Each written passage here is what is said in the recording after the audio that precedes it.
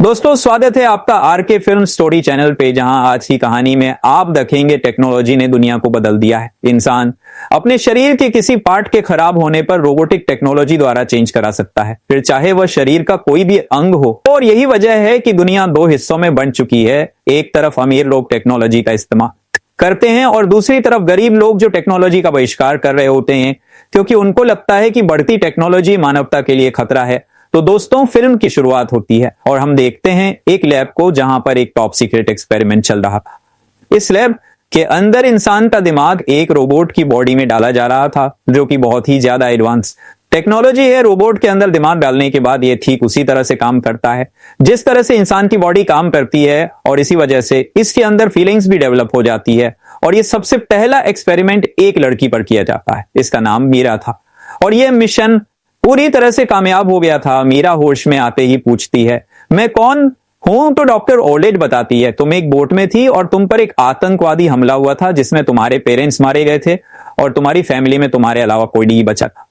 और इस अटैक से तुम्हारी बॉडी पूरी तरह से डैमेज हो गई थी और वह रिपेयर नहीं की जा सकती थी, और तुम्हारा दिमाग पूरी तरह से ठीक था। इस वजह से तुमको इस एक्सपेरिमेंट के लिए चुना गया है। लैब का सीईओ, जिसका नाम कटलर होता है, डॉक्टर ओलेट से कहता है कि ये अपनी तरीके की एक ही है जो एक इंसान और मशीन दोनों हैं, और ये एक हथियार है जिसमें ऐसी पावर्स है जिसका इस्तेमाल करके वो गायब हो सकती है और टेक्नोलॉजी का इस्तेमाल करके बहुत ही ज्यादा नुकसान पहुंचा सकती हैं। सीईओ कटलर डॉक्टर ओलेट से मीरा को आर्मी हेडक्वार्टर को सौंपने को कहता है। डॉक्टर ओलेट आर्मी को देने से मना कर देती है।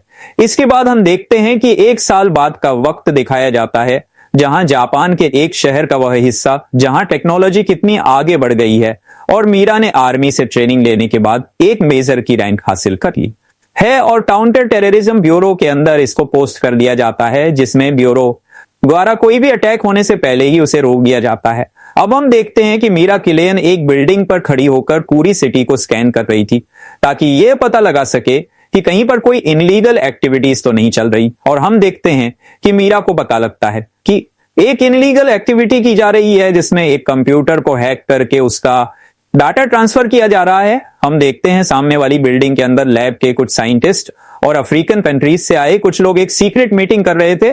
इस मीटिंग में रोबोट और कुछ लोग अटैक कर देते हैं और यहां के सभी लोगों को मार देते हैं, सिर्फ एक सीनियर साइंटिस्ट को छोड़कर। तभी एक लेडी रोबोट साइंटिस्ट के पास जाती है और उसके ब्रेन को अपनी ब्रेन से कनेक्ट करने के बाद उसके ब्रेन की सारी इंफॉर्मेशन अपने ब्रेन के अंदर स्टोर करने लगती है।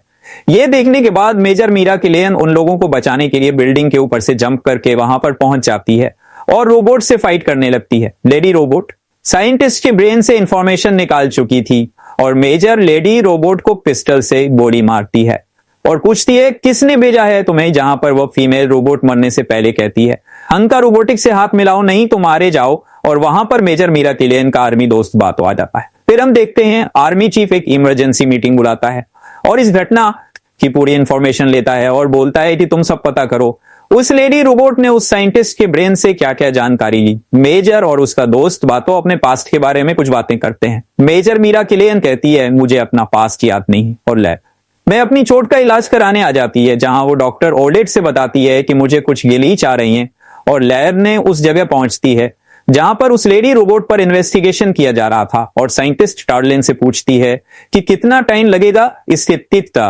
ब्रेन से जानकारी निकालने में। टार्लिन बोलती है, काफी टाइम लगेगा क्योंकि इसका हार्डवेयर पूरी तरीके से खत्म हो चुका। तो मेजर मीरा किलेन बोलती है कि इतना टाइम नहीं है, उसका ब्रेन मेरे ब्रेन से कनेक्ट करना होगा, जिससे पता चल सके कि इसने उस साइंटिस्ट के ब्रेन से क्या जानकारी ली है। लेकिन ऐसा करने से साइंटिस्ट टार्लिन उसको मना करती है कि इसने तुम्हारी जान को खतरा हो सकता है। लेकिन मीरा किलेन कुछ भी नहीं सुनती और साइंटिस्ट टार्लिन उसके ब्रेन को रोबोट के ब्रेन से कनेक्ट कर देती है और उसकी मेमोरी को रीड करना शुरू करती है। उसे पता लगता है कि किसी ने उस लेडी रोबोट की मेमोरी हैक कर ली थी। अब वह मेजर मीरा किलेन की मेमोरी भी हैक करने लगा था, जिसकी वजह से मेजर की जान भी जा सकती थी। इसलिए साइंटिस्ट टार्लिन उसे रोबोट से डिस्कनेक्ट कर देती। लेकिन मेजर मीरा किलेन को उसे आदमी की लोकेशन पता चल जाती है, जो कि एक नाइट क्लब का बेसमेंट होता है। मेजर और उसके साथ ही नाइट क्लब पहुंच जाते हैं, जहां कुछ लोग उन्हें अंदर जाने से रोकते हैं और फाइट शुरू हो जाती है, और ये दोनों सबको मारकर नीचे बेसमेंट में जाते हैं, जहां मेजर को उस रोबोट हुजो का प्रतिबिंब दिखता है और वह गोली चलती है, लेकिन वो गायब हो जाता है और वहां पर ब्लास्ट होता है, जिससे मेजर मीरा किलेन और उसका साथी बातों घायल हो जाते हैं। फिर हम देखते हैं लैब में doctor OLED major Meera Klein को रिपेयर करती हैं और इस हादसे में बातों की दोनों आंखें भी चली जाती हैं। लैब का सीईओ कटलर जिसने मीरा किलेन को बनाया था वह आर्मी चीफ से कहता है, अगर तुमने इसी तरह से मेरी इस रोबोट को साइबर टेररिज्म को रोकने के लिए भेजा तो हम अपनी सर्विस देना बंद कर देंगे। लेकिन कटलर की बात का चीफ पर कोई असर नहीं होता और वह कहता है कि मैं सिर्फ चीफ मिनिस्टर को इसका जवाब दूंगा। दूसरी तरफ हम देखते हैं कि लैब में साइंटिस्ट टार्लिन लेडी रोबोट पर इन्वेस्टिगेट कर इंफॉर्मेशन निकाल रही है और उसे जो इंफॉर्मेशन पता चलती है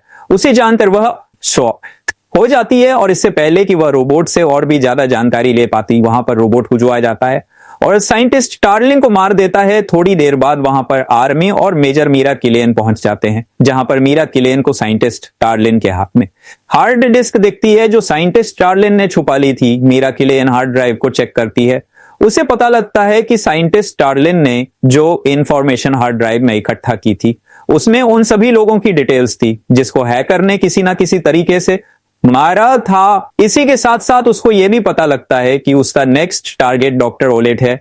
मीरा किलेन तुरंत डॉक्टर ओलेट से कांटेक्ट करने की कोशिश करती है लेकिन उसे कांटेक्ट नहीं कर पाती। दूसरी तरफ हम देखते हैं कि रोबोट हुजो ने 2 वर्कर्स का ब्रेन हैक करने के बाद उन्हें अपने कंट्रोल में ले लेता है और उन दोनों वर्कर्स को डॉक्टर ओलेट को मारने के लिए भेजता है। ये दोनों वर्कर्स डॉक्टर ओलेट की कार को ट्रक से टक्कर मारकर पलट देते हैं।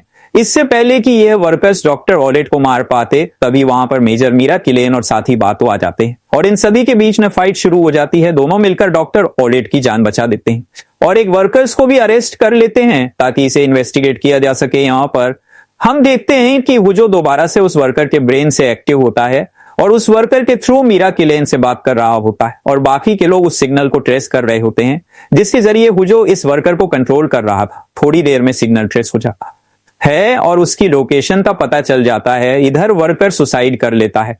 मेजर मीरा किलेन और बाकी टीम सिग्नल को ट्रेस करते हुए उस जगह पर पहुंच जाते हैं लेकिन वहां पहुंचने के बाद ये लोग वहां पर एक बहुत ही अजीब और गरीब चीज को देखते हैं जहां पर इंसानों को इकट्ठा करके एक सिग्नल नेटवर्क बनाया गया है। मेजर मीरा किलेन जैसे ही थोड़ा और अंदर जाती है तो पीछे से हुजो उसको पकड़ लेता है। मीरा किलेन उससे नाम पूछती है तो वह अपना नाम हुजो बताता है और वहां मीरा किलेन को अपने ब्रेन कनेक्शन से जोड़ लेता है और अपना चेहरा उसके सामने दिखाता है और वह बताता है कि मेरा एक बहुत खतरनाक एक्सीडेंट हुआ था जिसमें मेरे बॉडी के ज्यादातर पार्ट्स डैमेज हो चुके थे और ये लैब साइंटिस्ट जिसने तुम्हें बनाया है उन्होंने तुम्हें बताया होगा कि तुम उनका पहला एक्सपेरिमेंट हो।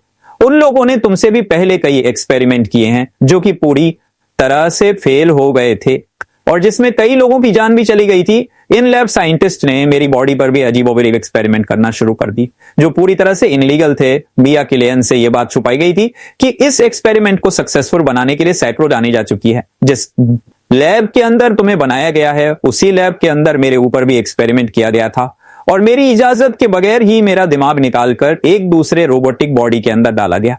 लेकिन बहुत सारे लोगों की तरह मेरा ब्रेन भी उस रोबोटिक बॉडी को एक्सेप्ट नहीं कर और ठीक इसी तरह से सैकड़ों लोगों के ऊपर एक्सपेरिमेंट किए गए और सैकड़ों लोगों की जान चली गई। इसी वजह से मैं उन लोगों के खिलाफ खड़ा हूं जो इस तरह के एक्सपेरिमेंट करते हैं और यह भी कहता कि जो मेडिकेशन वह तुम्हें देते हैं उन्हें तुम मत लो, वाह तुम्हारी पुरानी यादों को खत्म करने के लिए है। तुम अपने ब्रेन पर जोर डालोगी तो तुम्हें अपनी पुरानी जिंदगी की सारी चीजें याद आना शुरू हो जाएगी। तभी मीरा किलेन का साथी बातों आ जाता है और हुजो वहां से भाग जाता है।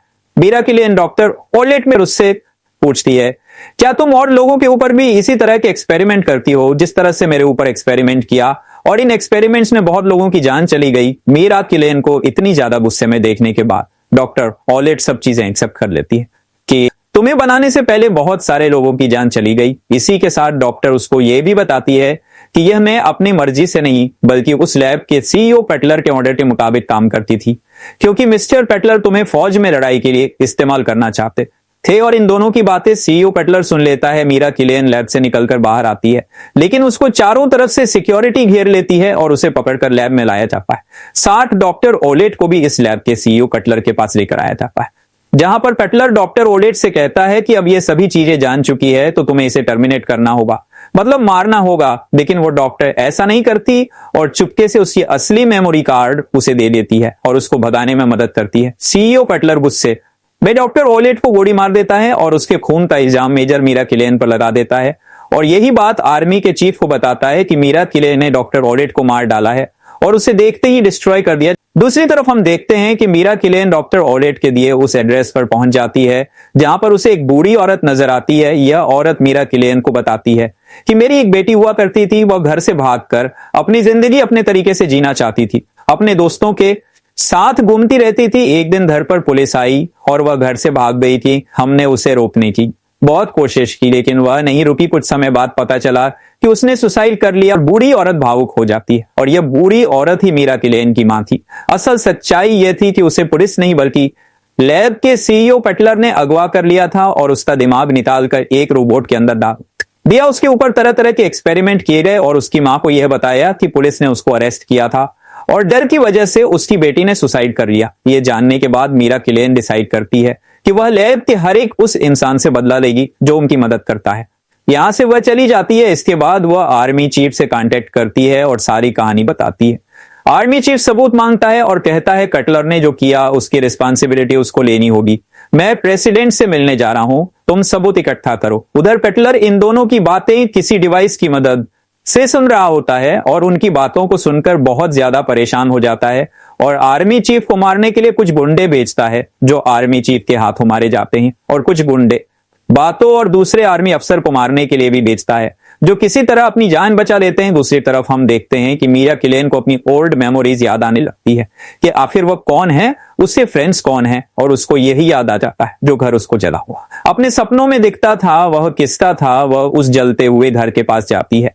जब ये उस घर में जाती है तो उसे याद आता है कि ये हुजो कोई और नहीं बल्कि ये उसका हस्बैंड है। जब ये दोनों इंसान हुआ करते थे तो ये कपल के तौर पर रहा करते थे और ये एंटी रोबोट ग्रुप के मेंबर हुआ करते थे कि रोबोट की तादाद बहुत ज्यादा होने की वजह से ये के खिलाफ मोर्चा निकाला करते थे ताकि इंसानियत और इंसानों को बचाया जा सके।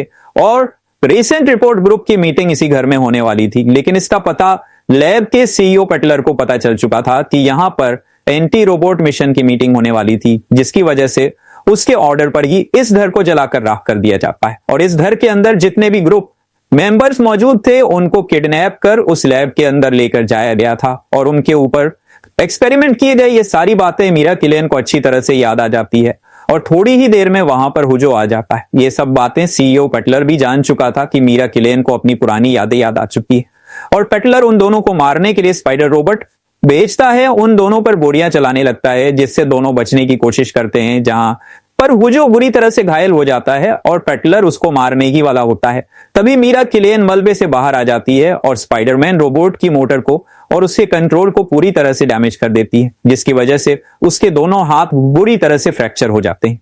लेकिन तभी वहां पर बातो और आर्मी चीफ के लोग आ जाते हैं और हेलीकॉप्टर को डिस्ट्रॉय कर देते हैं। इसके बाद बातो मीरा किलेन को रेस्क्यू करता है और उसकी जान बचा लेता है। इधर आर्मी चीफ पेटलर की लोकेशन पर पहुंच जाता है और उसको मेजर मीरा किलेन के ऑर्डर्स के अकॉर्डिंग मार डालता है। इसके कुछ समय बाद हम देखते हैं कि मीरा किलेन पूरी तरह से रिपेयर हो चुकी है और अपनी मां से बात कर रही होती है और इसके साथ हम देखते हैं कि वह अपनी मां के साथ रहना शुरू कर देती है और इसी के साथ ही मूवी खत्म हो जाती है। अगर आपको ये स्टोरी पसंद आई तो नीचे कमेंट करना बिल्कुल मत भूलिएगा। और हाँ दोस्तों, अगर आप चैनल पर नए हैं तो चैनल को सब्सक्राइब जरूर कीजिए और बेल आइकन को दबाना ना भूले जिससे कि आपको नोटिफिकेशन मिलता रहे वीडियो को पूरा देखने के लिए। आपका शुक्रिया। मिलते हैं अगले वीडियो में।